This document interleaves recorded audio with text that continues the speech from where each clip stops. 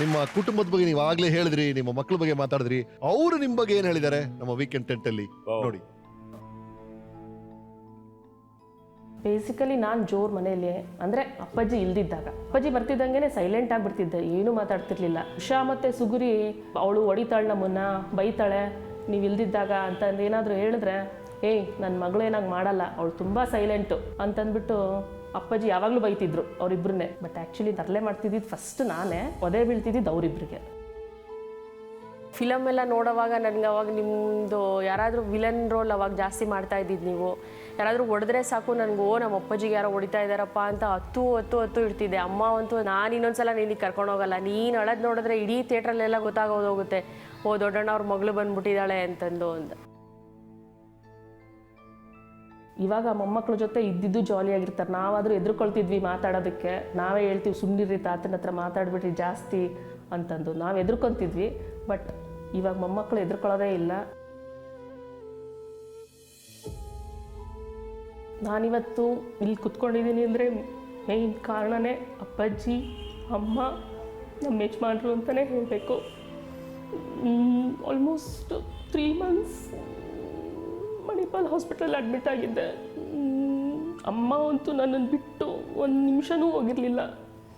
ಅಪ್ಪಾಜಿ ಅಂತೂ ದಿನಾ ಒಂದು ದೇವಸ್ಥಾನಕ್ಕೆ ಹೋಗಿ ಪೂಜೆ ಮಾಡಿಸಿ, ಅಪ್ಪಾಜಿ ಬರ್ತಿದ್ರು ಇಲ್ವೋ ಪ್ರಸಾದವಂತೂ ತೊಗೊಂಡು ಬಂದು ಕೊಟ್ಟು ಚೆನ್ನಾಗಾಗ್ತೀಯಾ ಅಂತ ಹೇಳ್ತಿದ್ರು. ಡಾಕ್ಟ್ರಾಗಿ ಅವರೇ ಹೇಳ್ತಾ ಇದ್ದಾರೆ 99% ನಿಮ್ಮ ಮಗಳು ಬದುಕಲ್ಲ, ನೀವು ಅದಕ್ಕೆ ಪ್ರಿಪೇರ್ ಆಗಿ ಅಂತ. ಆದರೆ ಅಮ್ಮ ನೀವು ಮಾತ್ರ ಎಷ್ಟು ಸ್ಟ್ರಾಂಗ್ ಆಗಿದ್ರಿ ಅಂದರೆ ನನ್ನ ಮಗಳಿಗೆ ಏನೂ ಆಗಲ್ಲ. ಅಮ್ಮನೂ ಹಂಗೆ ಅಂದರು, ನೀನು ಸುಮ್ಮನಿರು, ಆ ಡಾಕ್ಟ್ರು ಏನೇನೋ ಹೇಳ್ತಾರೆ, ಅವಳು ನೋಡು ಆರಾಮಾಗಿ ಬರ್ತಾಳೆ ಅಂತ. ಆ ಕಾನ್ಫಿಡೆನ್ಸು, ಆ ದೇವ್ರ ಮೇಲಿರೋ ನಂಬಿಕೆ ನಿಮಗೆ ಎಷ್ಟು ಗ್ಯಾರಂಟಿ ಆಗಿದ್ರಿ. ಅವ್ರು ಇದ್ದಿದ್ದು 1% ಆ 1%ನೇ ನೀವು 99% ಮಾಡ್ಕೊಂಡ್ರಿ. ನಿಜವಾಗ್ಲೂ ಅವಳಿಗೊಂದು ಹೊಸ ಜೀವನ ಕೊಟ್ಟಂಗೆ ಆಯ್ತು ಕಣ್ರಪ್ಪಾಜಿ. You are the best dad in the world ಅಪ್ಪಾಜಿ. Thank you. ನಮ್ಮ ಅಪ್ಪಾಜಿನೇ ಬೆಸ್ಟ್.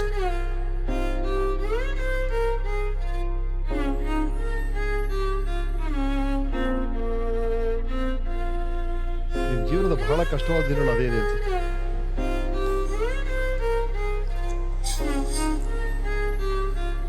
ನನ್ನ ಮಗಳು ಉಳಿತಾಳೋ ಇಲ್ವೋ ಅನ್ನೋ ಮಟ್ಟದ್ದು ಇದಾಗೋಗ್ಬಿಟ್ಟಿತ್ತು. ಐಸಿಯುನಲ್ಲಿ ನಾನು ಹೋಗಿ ನೋಡಿದಾಗ ನನ್ನ ಯಾರು ಸಮಾಧಾನ ಮಾಡಿದ್ರು ನನ್ನ ಇರಲಿಲ್ಲ. ಯಾಕೆಂದರೆ ನನ್ನ ಅತ್ಯಂತ ಪ್ರೀತಿ ಮಗಳವಳು. ಕೊನೆಗೆ ಹೆಂಗಾಯ್ತು ಅಂತಂದ್ರೆ ನೀವು ನಂಬ್ತಿರೋ ಬಿಡ್ತಿರೋ, ಬೆಳಿಗ್ಗೆ ಎದ್ದು ಏಕಾಗ್ರತೆಯಿಂದ ಕೂತ್ಕೊಂಡು ನಾನು ಪೂಜೆ ಮಾಡೋ ಅವಧೂತ ಹನುಮಂತಪ್ಪನವರಲ್ಲಿ ಬೇಡ್ಕೊಂಡಿದ್ದೀನಿ.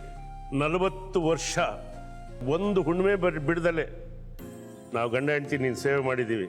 ನಿನಗೇನಾದ್ರೂ ವರ ಕೊಡಬೇಕು ಅಂತ ಅನಿಸಿದ್ರೆ ಈ ಜನ್ಮದಲ್ಲಿ ಮಾಡಿದ ಪುಣ್ಯ ಮುಂದಿನ ಜನ್ಮಕ್ಕೆ ಬರುತ್ತೆ ಅಂತಾರೆ. ಮುಂದಿನ ಜನ್ಮಕ್ಕೆ ನಮಗೇನು ಬೇಡ, ನಾವು ನಿರ್ಗತಿಕರಾದರೂ ಪರವಾಗಿಲ್ಲ, ನನ್ನ ಮಗಳನ್ನು ಉಳಿಸ್ಕೊಟ್ಬಿಡು ಸಾಕು, ಅಷ್ಟೇ ಬೇಡ್ಕೊಂಡಿದ್ದು. ಗುರು ಉಳಿಸ್ಕೊಟ್ಬಿಡ. ನಮ್ಮ ಅಳಿಯನೂ ಅಷ್ಟೇ, ದುಡ್ಡನ್ನು ಹೆಂಗೆ ಖರ್ಚು ಮಾಡಿದ್ರು ಅಂದರೆ ನೀರು ಖರ್ಚು ಮಾಡ್ದಂಗೆ ಖರ್ಚು ಮಾಡಿಬಿಟ್ಟು ಉಳಿಸ್ಕೊಟ್ಟ. ಹ್ಯಾಟ್ಸಪ್ ನನ್ನ ಚಿಕ್ಕಳಿಯ.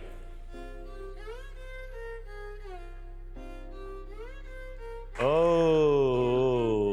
ನಮ್ಮಮ್ಮ ಬಂದ್ಬಿಟ್ಲು. ನಮ್ಮಮ್ಮ ನನ್ನ ದೊಡ್ಡ ಮಗಳಪ್ಪ. ಉಷಾ ಅವರು ನೀವು ನಂಜಮ್ಮ ಅಂತ ಕರಿತೀರಂತೆ. ನಮ್ಮಮ್ಮ ಸತ್ 3 ದಿವಸ ಕೊಟ್ಟಿದ್ಲು. ಹಂಗಾಗಿ ಇವಳೇ ನಮ್ಮಮ್ಮ ಅಂತ ನಾವು ನಂಜಮ್ಮಣ್ಣಿ ಅಂತಾನೆ ಕರೆಯೋದು.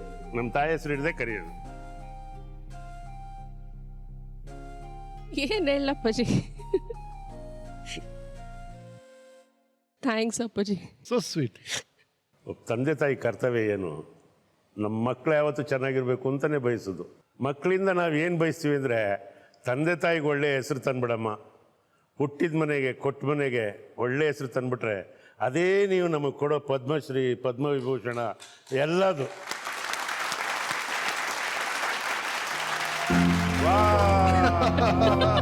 Oh, hi, welcome.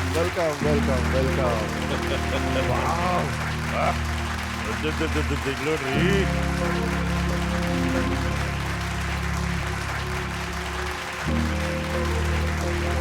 Yes madam, ನಿಮ್ ಬಗ್ಗೆ ಅಂತೂ ತುಂಬಾ ಮಾತಾಡಿದೀವಿ ಈ ಶೋ ಅಲ್ಲಿ.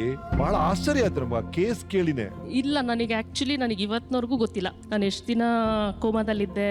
ಬಟ್ ಕಣ್ಣು ಕಾಣಿಸ್ತಿಲ್ಲ ಅಂತ ನನಗೆ ಗೊತ್ತಿತ್ತು, ಬಟ್ ಯಾಕೋ ಕತ್ಲು ಅಂತಿದ್ರೆ ಲೈಟು ಹಾಕಿಲ್ಲ ಅದಕ್ಕೆ ಕತ್ಲು ನಿನಗೇನಾಗಿಲ್ಲ ಅಂತ ಹೇಳೋರು. ಬಟ್ ನನಗೆ ಆಮೇಲೆ ಗೊತ್ತಾಗಿದ್ದು ನನಗೇನು ಪ್ರಾಬ್ಲಮ್ ಆಗಿತ್ತು ಅಂತ ಎಲ್ಲ. So sweet. Thank you so much sir. ಬನ್ನಿ ಪ್ಲೀಸ್ ಎಲ್ಲ ಕೂತ್ಕೊಳ್ಳಿ.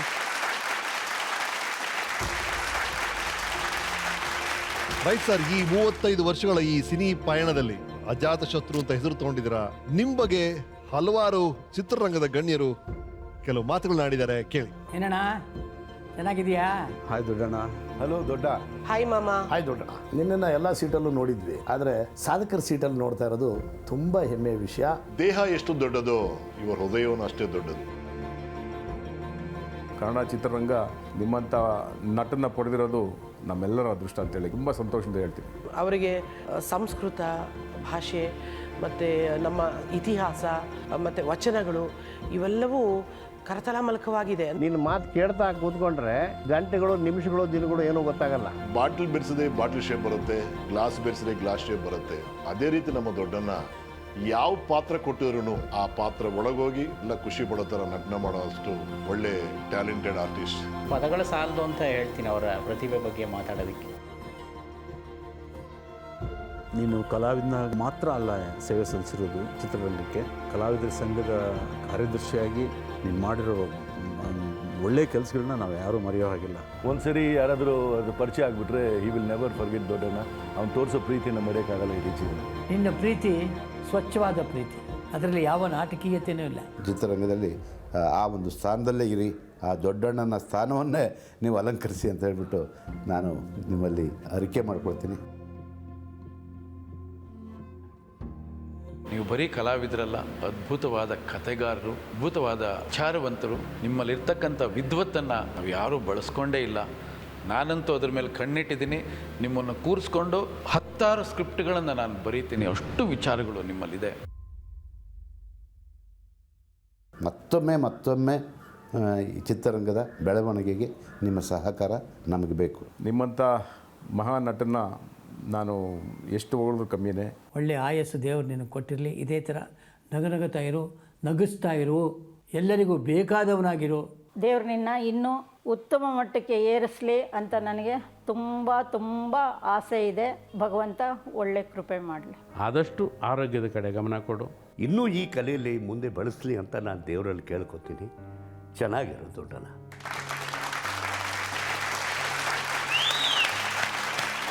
ರೈಟ್ ದೊಡ್ಡಣ್ಣವರೇ, ನಿಮ್ಮ ಈ 66 ವರ್ಷದ ಜೀವನವನ್ನ ರಿವೈಂಡ್ ಮಾಡಿ ನಮ್ಮ ಕಾರ್ಯಕ್ರಮದಲ್ಲಿ ತೋರ್ಸಕ್ ಪ್ರಯತ್ನ ಪಟ್ಟಿದ್ದೀವಿ. ನಿಮ್ಮ ಬಾಲ್ಯದಿಂದ ನಿಮ್ಮ ಈ ಮೊಮ್ಮಕ್ಕಳವರೆಗೂ ಎಲ್ಲಾ ಘಟನೆಗಳನ್ನು ನೆನಪಿಸಕ್ ಪ್ರಯತ್ನ ಪಟ್ಟಿದ್ದೀವಿ. ಓವರ್ ಆಲ್ ನಿಮ್ಮ ಜೀವನ ಹೇಗಿದೆ ಅನ್ಸುತ್ತೆ ನಿಮ್ಗೆ? ಸರ್, ಜೀವನ ನರ್ಕ ಸ್ವರ್ಗ ಅಂತ ಬೇರೆ ಏನಿಲ್ಲ. ಏನೇ ಬಂದ್ರೂ ನಾವು ಅದನ್ನು ಅನುಭವಿಸ್ಬೇಕು. ಈಗ ಒಂದು ಸಣ್ಣ ಉದಾಹರಣೆ ನಿಮ್ಮ ಮುಂದೆ ಹೇಳ್ಬಿಡ್ತೀನಿ. ಒಂದು ಹಳ್ಳಿ ಹೆಣ್ಮಗಳು ಒಂದು ಮಡಿಕೆ ತಗೋಬೇಕಾಗಿದ್ರೆ ಎಷ್ಟು ಸಾರಿ ಕುಟ್ಟು ನೋಡ್ತಾಳೆ. ಒಬ್ಳು ನಿರಕ್ಷರ ಕುಕ್ಷಿ ಹಳ್ಳಿ ಹೆಣ್ಮಗಳು ತೂತ ಇದೆಯಾ ಅಂತ ಬೆಳಕು ಗಿಡದೆಲ್ಲ ನೋಡ್ತಾಳೆ. ಜೀವನನೂ ಹಂಗೆ, ನಮ್ಮದೆಲ್ಲೂ ತೂತ ಆಗ್ಲಿಲ್ದಂಗೆ ನಾವು ನೋಡ್ಕೋಬೇಕು.